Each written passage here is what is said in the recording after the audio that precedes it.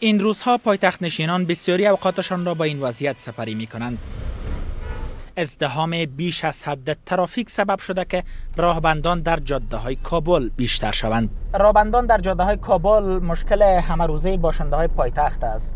مسیری که ما از ششترک پیمودیم تا اینجا پیش شاروالی کابل حدوداً 46 تا 47 دقیقه آمدیم. مسیری که اگر راهبندان نباشه بین 5 تا 6 دقیقه راه است. این وضعیت باشنده‌های کابل را به گونه بی سابقه با مشکلات خیلی دشوار روبرو کرده است. راهبندی در فعلا در شهر کابل بی نهایت زیاد شده. به خاطر زیاد شده که نه استادگاه موتر معلوم است، نه پیاده رو معلوم است، نه موتر رو معلوم است. هر روز که ببینی یک چهارراه بند است، دیگه چهارراه بند است. با ساعت‌های ما در شهر بند میمانیم و خانه رسیدن هم تقریبا از یک راه دیگر از کوچه میریم. غیر منظم بودن ایستگاه موترها، افزایش چک پوینت های پلیس و مراعات نکردن قوانین ترافیکی از عوامل اصلی راهبندان در کابل خوانده می شوند. آنچه شارول کابل به آن اشاره می کند این است که افزایش محلات بازرسی از سوی پلیس عامل اصلی بندش جاده ها در قلب کابل یا محوطه گرین زون است. چک پوینت از لحاظ امنیتی تغییر بهبود قابل ملاحظه در امنیت آورده، اما از لحاظ ترافیکی دو مشکل هم دارده.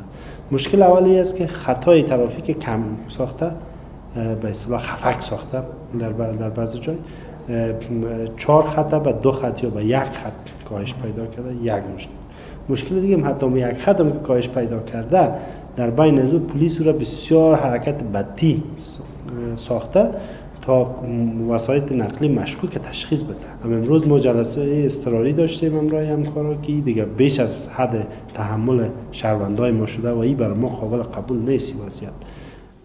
اما آنچه پلیس میگوید چیزی دیگری است، یعنی افزایش چک پوینت های پلیس عامل اصلی بندش جاده ها نیست. واقعا هم اصلا راهبندان هست، این ما قبول میکنیم، ولی راهبندان تنها از چک پوینت هم نخواهد بود، بلکه در اکثر نقاط شهر ما و شما اصلا ایستگاه ها هم مراعات نمیشه و اگر مراعات میشه موجود نیست. همین سلسله موجب از این میشه که راهبندان پیدا شد.